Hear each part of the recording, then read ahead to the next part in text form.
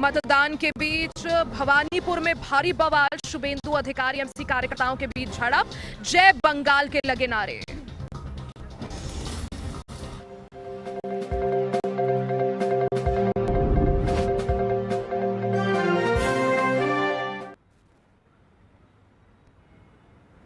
नमस्कार, स्वागत है आप सभी का। मैं हूं आप सभी के साथ रिया डंगवाल। आप देख रहे हैं एचएनएन न्यूज, जुनून सच दिखाने का।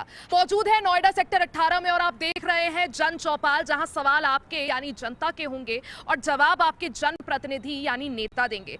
देखिए, पश्चिम बंगाल में इस वक्त अंतिम और दूसरे चरण के लिए मतदान जारी है। शाम 6 बजे तक वोट डलेंगे और अगर दोपहर 3 बजे तक की बात करूं तो 78% से ज्यादा मतदान हो चुका है। जहां पश्चिम बंगाल एक नए रिकॉर्ड की ओर आगे बढ़ रहा है, तो वहीं दूसरी तरफ नारी सशक्तिकरण और महिला आरक्षण को लेकर जमकर राजनीतिक पारा हाई है। हर दिन रोजाना इसको लेकर एक नई बहस छिड़ी हुई है। प्रधानमंत्री नरेंद्र मोदी अपने संसदीय क्षेत्र वाराणसी के दौरे पर है। कल पीएम मोदी ने वहां 6000 करोड़ से ज्यादा की विकास परियोजनाओं का लोकार्पण और शिलान्यास कर जनता को बड़ी सौगात दी। तो वहीं दूसरी तरफ नारी शक्ति वंदन सम्मेलन में पीएम मोदी शामिल हुए। मंच से दो टूक प्रधानमंत्री नरेंद्र मोदी ने बड़ा संकेत दिया। प्रधानमंत्री नरेंद्र मोदी ने एक तरफ जहां कहा कि महिलाओं को उनका अधिकार, उनका हक दिलाने का संकल्प जो मैंने लिया है उसको मैं पूरा करके ही रहूंगा, तो दूसरी तरफ चर्चाएं उस बात की भी है जिस तरह से पीएम मोदी ने समाजवादी पार्टी और कांग्रेस को घेरा। सपा और कांग्रेस को आड़े हाथों लेते हुए प्रधानमंत्री नरेंद्र मोदी ने कहा कि आज अगर महिलाओं को उनके हक से वंचित रखा जा रहा है, दूर रखा जा रहा है, तो उसके पीछे सीधे तौर पर कांग्रेस और समाजवादी पार्टी ही जिम्मेदार है। जिस तरह से नारी शक्ति वंदन अधिनियम को लेकर या फिर महिलाओं के आरक्षण को लेकर जमकर देश में एक नई राजनीतिक बहस छिड़ी हुई है। भारतीय जनता पार्टी इसके लिए कांग्रेस और विपक्ष और समाजवादी पार्टी को सीधे तौर पर जिम्मेदार ठहरा रही है। इसी पर आज चर्चा करेंगे कि क्या सचमुच पीएम मोदी का जो संकल्प है वो अब पूरा करेंगे वो, और दूसरी तरफ चर्चा इस बात की भी कि जिस तरह से प्रधानमंत्री नरेंद्र मोदी ने कहा कि आज अगर महिलाएं अपने हक की लड़ाई नहीं लड़ पा रही हैं, अपना प्रतिनिधित्व जो है नहीं दे पा रही हैं पार्लियामेंट में, उसके पीछे कांग्रेस और समाजवादी पार्टी ही जिम्मेदार है। इसी पर आज चर्चा करेंगे। हमारे साथ खास मेहमान मौजूद है, परिचय करवा देती हूँ। रुपेंद्र दुबे जी भारतीय जनता पार्टी से नेता हमारे साथ है और एहसान अब्बासी जी राजनीतिक विशेषज्ञ, पॉलिटिकल एनालिस्ट हमारे साथ है। सबसे पहले दुबे जी, आपके साथ चर्चा की शुरुआत। पीएम मोदी वाराणसी के दौरे पर आज उन्होंने खैर गंगा एक्सप्रेसवे का उद्घाटन और लोकार्पण तो किया ही, लेकिन दूसरी तरफ कल जिस तरह से आक्रामक अंदाज में प्रधानमंत्री नजर आए, उन्होंने साफ कहा दो टूक शब्दों में कि महिलाओं का जो हक है वो मैं दिला कर रहूंगा, चाहे कुछ भी हो जाए। हमारे 140 करोड़ जनता को जय श्री राम, भारत माता की जय। देखिए रिया जी, महिलाओं का हक जरूरी है और महिलाओं के साथ साथ जो देश के प्रधानमंत्री है वो पिछड़ा दलित वंचित सभी के लिए ख्याल रख रहे हैं। जरूरी नहीं कि महिलाओं के साथ साथ अगर हमारे जो है विधानसभा में, लोकसभा में, किसी भी क्षेत्र में अगर हमारे महिलाएं आगे बढ़ती हैं तो उसमें प्रधानमंत्री की माँ बेटी बहन नहीं जाएगी, उसमें हमारी आपकी बहन बेटी माँ जाएगी। और जो पिछड़ा दलित वंचित है अगर वो काबिल होगी तो वहाँ जाने की तैयारी है। प्रधानमंत्री जी कौन सा ऐसा गलत काम कर रहे हैं उसको अपने पर्सनल फायदे के लिए तो कर नहीं रहे हैं। प्रधानमंत्री देश के हैं, वो तो सर्व समाज के लिए काम कर रहे हैं, जिसमें देश की जो है बहन बेटी हमारी आगे बढ़ेगी, जिससे हमारे देश का और विकास होगा और हमारी बहन बेटियों को रोजगार में, शिक्षा में, लोकसभा में, विधानसभा में सब लोगों को जो एक बराबर कर दर्जा दिया जाए। हालांकि प्राइवेट ऑर्गेनाइजेशन में है, काबिलियत के हिसाब से जा रही हैं, लेकिन लोकसभा और विधानसभा में ये चीज़ें लागू हो जाएगी तो हमारी बहन बेटियां वहाँ पे डिस्कस करेंगी, फाइट करेंगी और अपने लोगों के लिए जवाब मांगेंगी, सवाल करेंगी कि जहां लेडीजों के लिए कहीं खनन होता है, कहीं ऐसी दिक्कतें आती है, उनके लिए फाइट होगी। ये तो देश के प्रधानमंत्री जी का बहुत देश की आधी आबादी है और मुझे लगता है जिस प्रतिनिधित्व की आप बात कर रहे हैं वो मिलना भी चाहिए। बासी जी, सर, भारतीय जनता पार्टी देश भर में इसे बड़ा मुद्दा बना रही है। जिन जिन राज्यों में बीजेपी की सरकार है वहां निंदा प्रस्ताव लाए जा रहे हैं, आक्रोश मार्च निकाला जा रहा है, महिला सम्मेलन किए जा रहे हैं। पीएम मोदी ने वाराणसी से विपक्ष को भी आड़े हाथों लिया, लेकिन विपक्ष यहां पर कह रहा है कि बीजेपी जिस वक्त पे, जिस मौके पर इस बिल को लाई, उससे जुड़े हुए 3 शैडो बिल्स लाई, उस पर चर्चा करी, बीजेपी को बखूबी पता था कि ये पास नहीं होंगे। बावजूद इसके बीजेपी की मंशा पर अब कांग्रेस सवाल उठा रही है, विपक्ष सवाल उठा रहा है कि इनकी मंशा ही नहीं थी, ये तो सिर्फ एक नैरेटिव चुनाव से पहले महिलाओं को साधने के लिए और विपक्ष के खिलाफ माहौल बनाने के लिए लाया गया। बिस्मिल्लाह रहमान रहीम। जय हिंद, वंदे मातरम, भारत माता की जय। रिया जी, विपक्ष की जो गठबंधन जो चारपाई है, उसमें ये नहीं पता है कि वो चारपाई के अंदर किस तरफ सर रखना है, किस तरफ पैर रखना है। वो खुद दिशाविहीन है। मोदी जी ने जो बिल है ये उन महिलाओं के लिए है जो महिलाएं सक्रिय भागीदारी निभाकर देश की सेवा करना चाहती हैं। ये उनका 33% बिल है जो नारी बंधन नाम दिया गया है। अभी विपक्ष कह रहा है कि हमने इसको 23 में पास करा दिया था। वो रोना रोड़ा का पास करा दिया था, फिर क्यों लाया गया? अब मैं कुछ आंकड़े दूंगा रिया जी आपको, और आपका, क्योंकि आपका चैनल है, आप बेबाक पत्रकार हैं और आपका जो जनता है बहुत देखती है। मैं कुछ राज्य गिनाऊंगा विपक्ष के लिए चाहती है।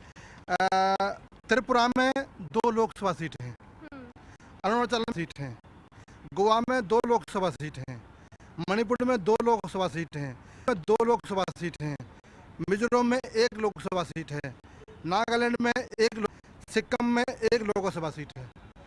ये 8 राज्यों में 2 लोकसभा सीट है। तो क्या 33% जो आरक्षण जो बिल पास कराया था 2023 में वो कैसे लागू होगा?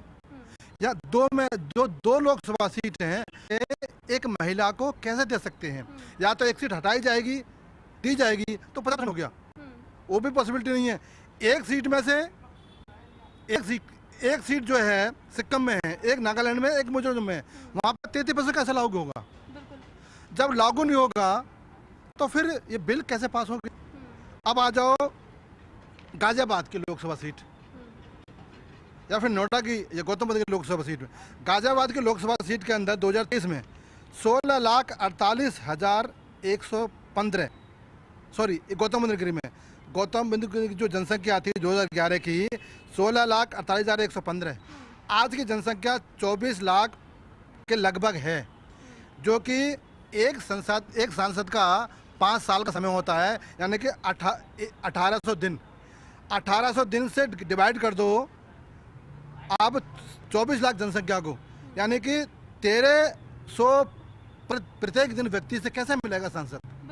और ऐसे ही गाजियाबाद की लोकसभा सीट है 2011 में 46,81,646 की जनसंख्या थी, आज की जनसंख्या 48 लाख, यानी उत्तर प्रदेश में सबसे ज़्यादा जनसंख्या गाजियाबाद लोकसभा में है। अगर सांसद प्रत्येक दिन मिलेगा तो 2600 लोगों से कैसे मिल पाएगा? हम जब बंटवारा करेंगे तो बंटवारा कैसे किया जाएगा? पहले जनगणना होगी, फिर परिसीमन होगा, फिर वो सीट दी जाएंगी। लेकिन विपक्ष का ये कहना कि हमें महिला आरक्षण से परहेज नहीं है, कोई दिक्कत नहीं है, हमें दिक्कत है तो परिसीमन से, क्योंकि नॉर्थ साउथ का एक डिवाइड क्रिएट होगा। जब केंद्रीय गृह मंत्री अमित शाह संसद में ये चीज कह चुके हैं कि कोई डिवाइड नहीं होगा, किसी के साथ भेदभाव नहीं होगा, सब जगह जो है 50% के लिहाज से सीटें बढ़ेंगी, चाहे कोई भी राज्य हो, फिर उसके बाद कांग्रेस को क्या दिक्कत, उसके बाद विपक्ष को क्या दिक्कत? इसको लेकर राजनीति। रिया जी, सिक्किम में 1 सीट है, 1 लोकसभा सीट है, वहाँ पर हमारी बहनों को अधिकार कैसे मिलेगा? विपक्ष बता देना, आपके जगह के माध्यम से पूछा विपक्ष को, जहाँ पर 1 सीट है वहाँ पर 3% हमारी बहनों को आरक्षण कैसे मिलेगा? सिक्किम देश का राज्य है, नागालैंड देश का राज्य है, मणिपुर मिजोरम देश का राज्य है, मेघालय देश का राज्य है, गोवा देश का राज्य है। इन राज्यों में जो हमारी बहनें, हमारी महिलाएं हैं, वहाँ पर रह रही हैं, जो कि राजनीति में आना चाहती हैं, उनको कैसे मिलेगा, लाभ मिलेगा? तो विपक्ष तो दिशाहीन है और जनगणना लागू है, उसके बाद परिसीमन भी होगा। मैं तो कहता हूँ गाजियाबाद की इतनी बड़ी जनसंख्या है, अगर उसमें 4 सीट बढ़ जाएंगी, 2 सीट बढ़ जाएंगी, 3 सीट बढ़ जाएंगी तो एक महिला सीट मिल जाएगी। दूसरी जो जनसंख्या जो सांसद हमारा नहीं पहुंच पा रहा है वो पहुंच पाएगा, जनता की आवाज़ सुन सकेगा। अब 2600 लोगों को प्रत्येक दिन क्या सुनेगा? उसने लोकसभा में जाना है, अपने घर में भी कार्यक्रम करना है, जनता के बीच में जाना है, तो अगर प्रत्येक दिन मिलेगा तब 2600 का रसो है। अगर 1 दिन मिलेगा, 2 दिन मिलेगा तो 10 साल के कार्यकाल में, 5 साल के कार्यकाल में प्रत्येक दिन मिलेगा 2600 लोगों से, तब जाके कार्यकाल पूरा होगा उसका। तो कैसे पॉसिबिलिटी है? तो गाजियाबाद के अंदर 3 लोकसभा सीट होनी चाहिए। यानी विपक्ष जो है इसको लेकर राजनीति कर रहा है, लेकिन विपक्ष का कहना है कि भारतीय जनता पार्टी को पता था कि 2/3 जो बहुमत की जरूरत है लोकसभा से इसे पास कराने के लिए वो नहीं है, बावजूद इसके बिल को लाया गया। तो भारतीय जनता पार्टी की मंशा ही नहीं है, इंटेंशन ही नहीं है महिलाओं को एक तरह से उनका हक देने का। तो भारतीय जनता पार्टी ने ये बिल रोका है रिया जी। अगर उसकी मंशा नहीं थी तो वो संसद में क्यों जो है वो हुआ? अगर उनकी मंशा नहीं थी तो ये लोग ओके कर देते, क्यों इतना जो है हंगामा मचा दिया? वो यही तो कह रहे हैं सर, 2023 में जब आप ये बिल लाए तो कांग्रेस हो, तमाम राजनीतिक दल, सबने आपका सपोर्ट किया क्योंकि महिला आरक्षण से दिक्कत ही नहीं है। लेकिन जो आप संशोधन के तहत इसके साथ जोड़ते हुए परिसीमन ला रहे हैं, जनगणना का फैक्टर ला रहे हैं, उन्हें इससे दिक्कत है। उनसे दिक्कत नहीं, उनको सिर्फ राजनीति से दिक्कत है कि नरेंद्र मोदी को गद्दी से हटाना है। जो इंडी गठबंधन करके ये लोग, उनका सिर्फ एक ही टारगेट है। केजरीवाल जैसे से जब पूछा गया ना किसी न्यूज नेशन पर, उसने बोला कि हमें कोई दिक्कत नहीं, सिर्फ नरेंद्र मोदी को हटाना है, बस हो गया। उनको दिक्कत इससे नहीं है, उनको दिक्कत सिर्फ मोदी जी से है और भाजपा से, कि कैसे भी करके हमें भाजपा को हटाना है। अगर हम विरोध कर रहे थे तो लोग हाँ में हाँ मिला देते, क्यों नहीं हाँ में हाँ मिलाए?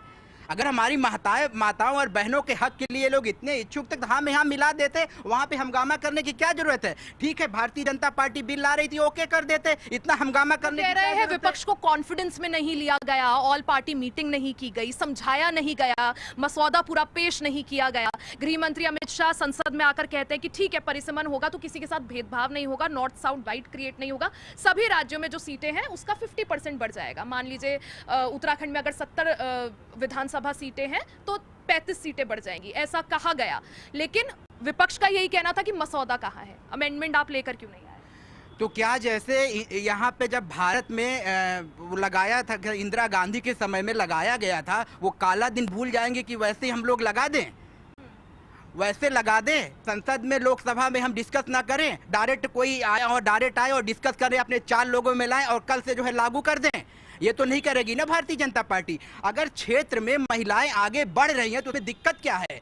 क्षेत्र में अगर सांसदीय क्षेत्र में अगर सीट बढ़ रही है तो उसमें महिलाओं का भी विकास होगा, हमारे पुरुष भाइयों का भी विकास होगा। हो सकता है कि अगर क्षेत्र में 10 सीटें अगर 15 कर दिया जाएगा तो उसमें 5 लोगों को और जो है दिया जाएगा, नहीं दिया जाएगा, उसमें जनता का विकास होगा। यानी आप कह रहे हैं विपक्ष राजनीति कर रहा है। मैं एक बार जनता के पास भी जाऊं, फिर आऊंगी, लौटूंगी पैनल के पास। क्या लगता है सर, जिस तरह से महिला आरक्षण बिल को लेकर जमकर राजनीति हो रही है, पीएम मोदी कल वाराणसी में थे, आज उन्होंने वाराणसी से गंगा एक्सप्रेसवे का उद्घाटन किया, उससे पहले जो है कल उन्होंने 2 टूक कहा कि महिला आरक्षण को लेकर जो बिल है वो तो मैं लाकर रहूंगा, वो तो हम करके रहेंगे, मेरा संकल्प है, मैं करूंगा। और उन्होंने ये भी कहा कि विपक्ष इस पर राजनीति कर रहा है, लेकिन विपक्ष उल्टा पलटवार कर ये कह रहा है कि बीजेपी जगह जगह इसको लेकर इस मुद्दे को भी भुना रही है क्योंकि उनके पास मुद्दा नहीं है। आप उत्तर प्रदेश ले लीजिए, उत्तराखंड ले लीजिए, मुद्दा नहीं है तो बीजेपी इस मुद्दे को भुना रही है। कौन कर रहा है राजनीति महिलाओं पर?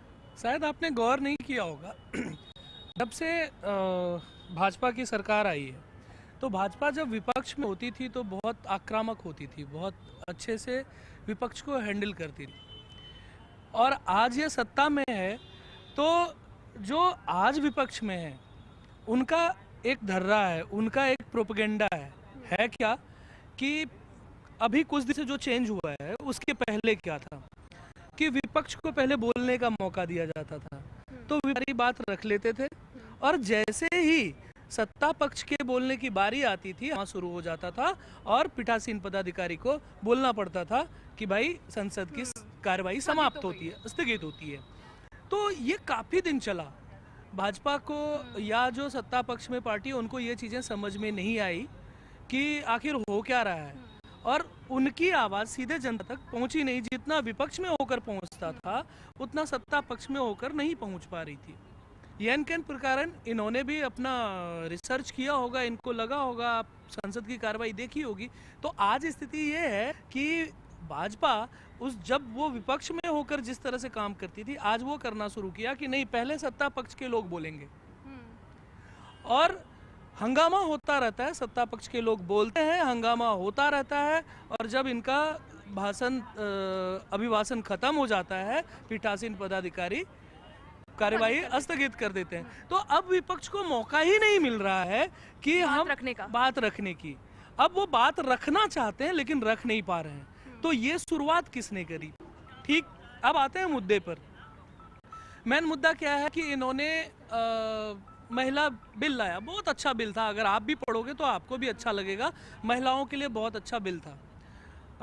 नंबर ऑफ पार्लियामेंट, लोकसभा क्षेत्र का जो विस्तार करना था 850 पहुंचाना था 543 से, तो वो विस्तार होने से आप देखिए कि जनता को कितनी सुविधा होने वाली है। आप एक बड़े क्षेत्र में विकास करते हैं तो वहाँ मुश्किल होता है, लेकिन छोटे छोटे क्षेत्रों में अगर आप विकास की शुरुआत करते हैं तो वो विकास आप बढ़िया। तो इस बात का जिक्र बासी जी ने भी कहा, लेकिन कांग्रेस का कहना है कि नॉर्थ साउथ डिवाइड से क्रिएट होगा, परिसीमन नहीं चाहती। नहीं, परिसीमन वो क्यों चाहेगी?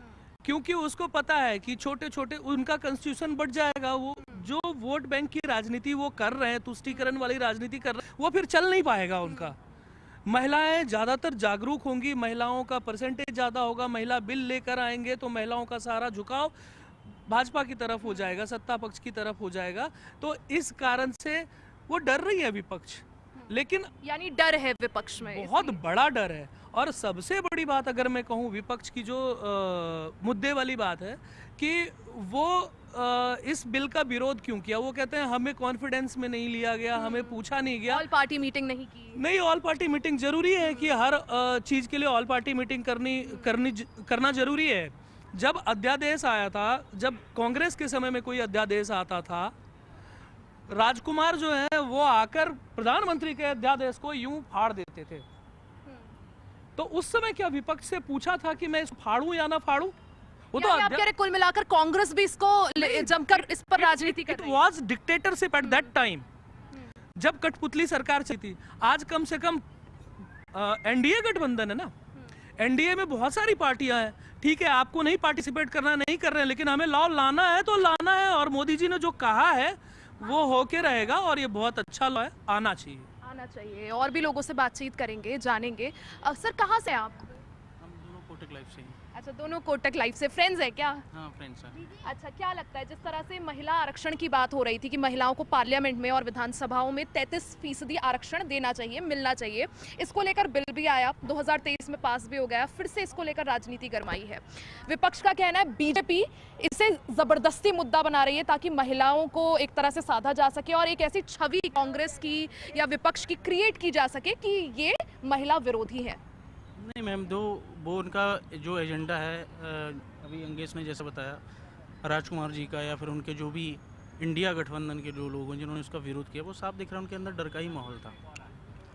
महिलाओं के लिए आरक्षण आना ज़रूरी था, उससे एम्पावरमेंट होता फीमेल्स का, वो मैंडेटरी था मैम। बट उसका लगता है बीजेपी की नीयत है इस बिल को लाने की, क्योंकि कांग्रेस ये माहौल बना रही है अब कि भारतीय जनता पार्टी की नीयत ही नहीं थी बिल लाने की। उनकी पूरा उनका इंटेंशन बिल्कुल क्लियर था और वो लाना चाह रहे थे, इसलिए उन्होंने वो स्टेप उठाया। अच्छा, जिस तरह से पश्चिम बंगाल में अभी चुनाव चल रहा है, क्या लगता है अब की बार परिवर्तन होगा वहाँ कुछ? मैम इतना मुझे डीपली नॉलेज तो नहीं है, बट आपको लग रहा है? जितना सुनने में आ रहा है उस हिसाब से तो लगता है परिवर्तन होगा। आपको लग रहा है क्योंकि अभी वोटिंग चल रही है वहाँ अंतिम चरण की? नहीं, पश्चिम बंगाल का चुनाव सुरक्षा के लिहाज से अभूतपूर्व और ऐतिहासिक है। और इस बार परिवर्तन की ऐसी आंधी चली है कि आपने देखा होगा कि ये ऐतिहासिक वोटिंग हुई है। 92%, 93% की वोटिंग। चलिए SIR का कुछ इफेक्ट हो सकता है, लेकिन अगर जनता वहाँ की जागरूक है, आप देख सकते हैं चुनावी हिंसा जो आज तक बंगाल में बिना चुनावी हिंसा के कोई चुनाव समाप्त, चाहे पंचायत चुनाव ले लीजिए, मुख्यमंत्री का चुनाव ले लीजिए, लोकसभा चुनाव ले लीजिए, आज तक बिना हिंसा के कोई चुनाव बिल्कुल। अब की बार हिंसा जो है काफी कम हुई क्योंकि सेंट्रल फोर्सेस। लेकिन आप इस बार देख रही होंगी कि एक भी छिटपुट हिंसा को छोड़ दिया जाए, वो तो हर जगह होता है और उसको रोकना शायद बहुत ही मुश्किल है, तो उसको छोड़ दिया जाए तो बहुत ही ऐतिहासिक चुनाव है। और इस बार चलिए, आपको लगता है कुछ बड़ा होने वाला है अब की बार पश्चिम बंगाल में? अब्बासी जी, कांग्रेस लगातार ये कह रही है कि अगर आपको महिलाओं को आरक्षण ही देना है तो आप डिलिमिटेशन रहने दीजिए, मौजूदा सीटों पे आरक्षण देने में क्या दिक्कत है? 543 सीट है, उनमें दे दो आप 33% आरक्षण। रिया जी, मैं आपके चैनल के माध्यम से राहुल गांधी जी से पूछना चाहता हूँ कि उनके नाना जी स्वर्गीय जवाहरलाल नेहरू जी के कैबिनेट में केवल एक महिला थी जिनका नाम था राजकुमारी अमृत कौर, और उनका नाना जी राज्य में एक महिला, तो आपने क्या सम्मान क्यों नहीं किया था? आपकी दादी जी का नाम था स्वर्गीय इंदिरा गांधी जी, उनकी कैबिनेट में एक महिला सुशीला नैयर, यानी कि 66 से लेकर 1984 तक इतना लंबा अरसा गुजारा स्वर्गीय इंदिरा गांधी जी ने, तो एक महिला क्यों दिया, आपने मंत्री क्यों बनाया? ऐसे तो भारतीय जनता पार्टी से भी सवाल उठेगा ना मौजूदा समय में। बिल्कुल, आप पूछना सवाल से पूछना, कोई बात नहीं है। अब आ जाओ बात करता हूँ महिलाओं की। एक गरीब महिला गुजरात की जिसका नाम था शाहबानू, उसने, उसके परिवार में झगड़ा हुआ, पति से तलाक हो गया, उसने गुजारा भत्ते की गुहार लगाई, जिला न्यायालय में, केस जीत गई। फिर हाई कोर्ट जाना पड़ा, केस जीत गई। फिर सुप्रीम कोर्ट आना पड़ा, केस जीत गई।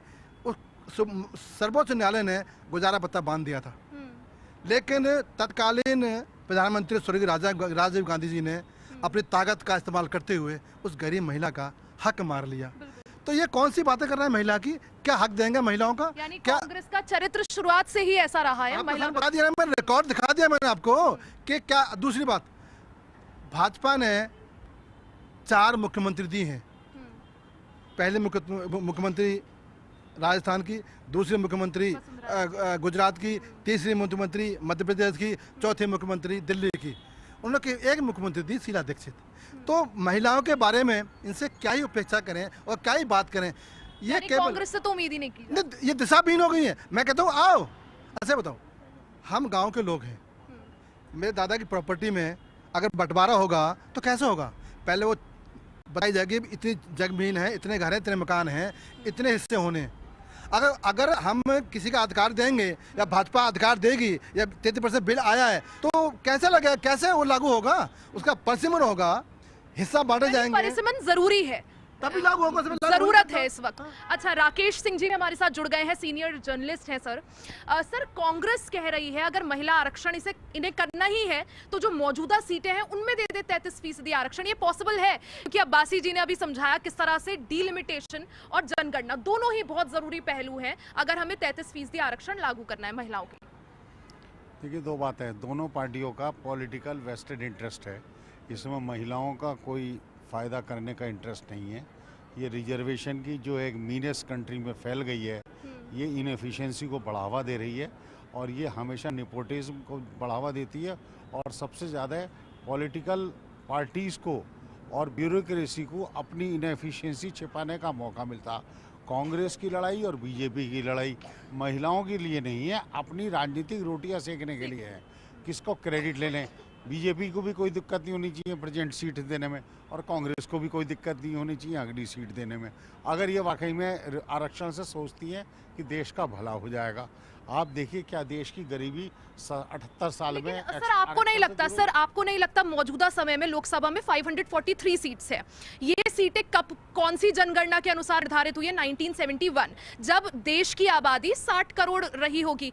मौजूदा समय में 140 करोड़ है। सर, ये परिसीमन करना, डीलिमिटेशन है, नीड ऑफ द आवर है। एग्रीड। आज हमारे यहाँ मेंबर ऑफ पार्लियामेंट पॉपुलेशन के हिसाब से कम है। एक मेंबर ऑफ पार्लियामेंट 15-16 लाख की कॉन्स्टिट्यूंसी को नहीं संभाल सकता। आई एग्री कि 800,000 MP होने चाहिए। डीलिमिटेशन में कोई दिक्कत नहीं है, जनसंख्या करने। सर, कांग्रेस हो गई या अन्य गाजियाबाद की तो 48 लाख है। एक सांसद के 48 लाख रुपए, 48 लाख जनसंख्या संभालेगा क्या? कांग्रेस को पता नहीं है? कांग्रेस दिल्ली में भी है, रहती है, कार्यकर्ता भी हैं और एनसीआर में रहते हैं। 48 लाख की आबादी है गाजियाबाद की आबादी की। और कांग्रेस जो है महिला आरक्षण का विरोध क्या बोलकर कर रही है? डीलिमिटेशन और जनगणना के विरोध। वो केवल इसलिए विरोध कर रही है कहीं बीजेपी इसका क्रेडिट ना ले जाए। यानी और कोई लड़ाई क्रेडिट की है, क्रेडिट की लड़ाई है।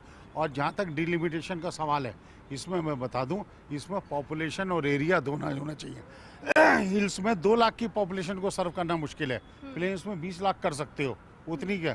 दूसरी बात, आप कहते हो मेंबर ऑफ पार्लियामेंट सर्व नहीं कर सकते।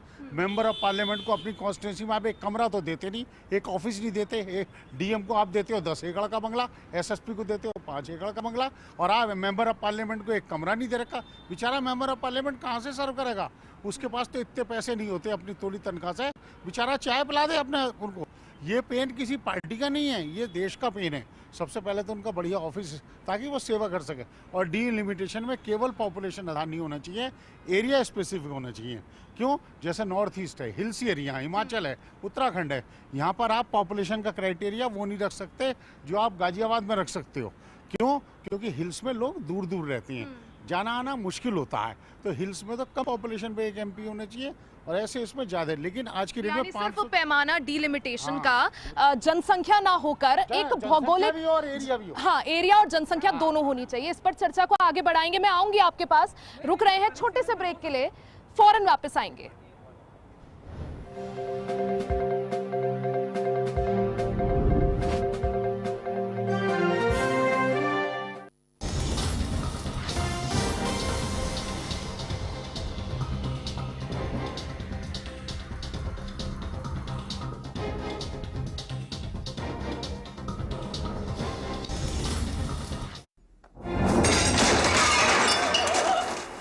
फर्श की टाइल्स को चेंज करो, बड़ी स्लिपरी हैं। थर्मोकूल वॉशिंग मशीन। थर्मोकूल, इंडिया का नया अंदाज। गोल्डी छोले मसाले, जहाँ जाएं रिश्ते बनाएं। गोल्डी लाए हैं फ्रेश लॉक टेक्नोलॉजी, जो रखे मसालों को हर समय फ्रेश। आइसक्रीम खाओगी? जंगल में आइसक्रीम मिलती है। समर कूल रेफ्रिजरेटर, आप अपनी ड्यूटी निभाओ, ये अपनी ड्यूटी निभाएगा। समर कूल, लाइफ बनाए वंडरफुल। हर रोज हो जाता हूँ लेट, साफ नहीं होता है मेरा पेट। अबे घोचू, जी के स्ट्रॉन्ग करने का अथा इंडिया को मालूम है। पेट सफा, हर रोग दफा। देखी जगह मोदी की झालमुड़ी या दीदी की तरकारी, बैटल ऑफ बंगाल में कौन पड़ेगा भारी? जीत की हैट्रिक या हार की तिकड़ी? वोटर्स की नब्ज किसने पकड़ी? देखिए नतीजों से पहले एग्जिट पोल रात 8 बजे HNN न्यूज पर।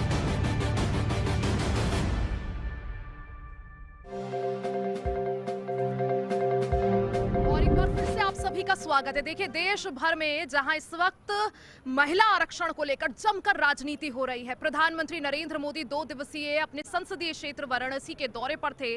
काशी की धरती से उन्होंने एक बड़ा संदेश पूरे देश भर के लिए जारी किया। उन्होंने साफ कहा कि महिला आरक्षण भारतीय जनता पार्टी का संकल्प है, जिसे वो पूरा करके ही रहेंगे। साथ ही दूसरी तरफ चर्चा पीएम मोदी के उस बयान की भी, जिसके तहत प्रधानमंत्री नरेंद्र मोदी ने कांग्रेस और समाजवादी पार्टी को आड़े हाथों लिया। पीएम मोदी ने कहा कि जो वजह है, जिस वजह से महिला आरक्षण आज लागू नहीं हो पाया, बीते 40 सालों से ये लटकता जा रहा है, अटकता जा रहा है, भटकता जा रहा है, इसके पीछे सिर्फ और सिर्फ कांग्रेस और समाजवादी पार्टी जिम्मेदार है। जनता के बीच पहुंचेंगे और जानेंगे, समझेंगे कि क्या महिला आरक्षण आज के दौर पर मौजूदा वक्त में जरूरी है। सर कहाँ से आप हैं? कहाँ से हैं? बिहार से हैं। यहाँ पर वर्क करते हैं, स्टडी कर रहे हैं, क्या करते हैं? वर्क करते हैं। क्या लगता है महिलाओं को आरक्षण मिलना चाहिए पार्लियामेंट में, या फिर, क्योंकि बोलते हैं कि लोकतंत्र का सबसे बड़ा मंदिर है जहां नीति निर्माण होता है, आपको लगता है महिलाओं का आरक्षण होना चाहिए वहाँ नहीं होना चाहिए? नीति निर्माण में नहीं, आप नहीं समझते? हम तो चाहते हैं सबका होना चाहिए। महिला बिहार से हैं? नहीं, प्रयागराज से। प्रयागराज से, अच्छा। तो आरक्षण सबको मिलना चाहिए, ऐसा नहीं है कि। अच्छा, बिहार से अभी आपके मुख्यमंत्री बदले हैं, सम्राट चौधरी को सत्ता मिली है, क्या लगता है, विश्वास है कि कुछ अलग काम करेंगे? सुशासन का जो एक मॉडल नीतीश कुमार लेकर आए उसे आगे बढ़ाएंगे? नहीं। सम्राट चौधरी से अच्छा वोट दिया था आपने अब की बार? नहीं। आप बताइए। तो अब बदले हैं तो नया युवा नेता है तो कुछ ना कुछ तो। यूपी में 27 में चुनाव है, क्या लगता है जनता का मूड क्या है? आप तो प्रयागराज से ही हो। Law and order Yogi Adityanath. योगी के मॉडल पर विश्वास है, लगता है 27 में एक बार फिर से जीत की हैट्रिक लगाएंगे? नहीं, कंफर्म है, सब कंफर्म है योगी। चलिए और लोगों से बात करते हैं। क्या लगता है महिलाओं को आरक्षण मिलना चाहिए संसद में? मिलना चाहिए मैम, बिल्कुल मिलना चाहिए। 50% तो मिलना चाहिए। कांग्रेस इस पर जिस 543 सीटों में से दे दो ना मैम, क्यों मतलब देश को बढ़ा रहे हो, क्यों मतलब और लफड़े पाल रहे हो? आप एक चीज बताइए, मौजूद जी बोलिए। 33% आरक्षण जो हुआ था 543 सीट में हुआ था, ना कि 850 सीटें करने के लिए हुआ था। अगर इन्हें पहले से ऐसे करना था तो पूरा विपक्ष ने वो बिल पास कराया है। आज आप बीच बंगाल चुनाव में लाई कर रहे हो तो गलत बात है मैम। महिलाओं को लक्ष्य में कहते 33% नहीं 50% मिलना चाहिए, क्योंकि जब घर को रारी चला सकती ठीक है। और देखिए सीधा आपको अब अयोध्या लिए चलते हैं, जहां मुख्यमंत्री योगी आदित्यनाथ लाइव है, क्या कुछ कह रहे हैं सुनवाते हैं आपको।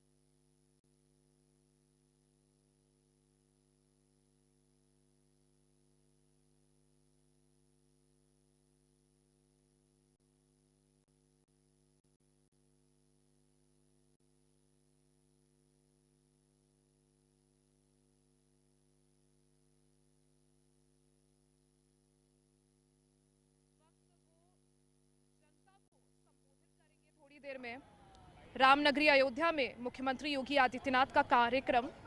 सुबह मुख्यमंत्री योगी आदित्यनाथ प्रधानमंत्री नरेंद्र मोदी के साथ मौजूद थे। गंगा एक्सप्रेसवे जो कि सीएम योगी आदित्यनाथ का ड्रीम प्रोजेक्ट है, वहां उसका लोकार्पण उद्घाटन किया गया।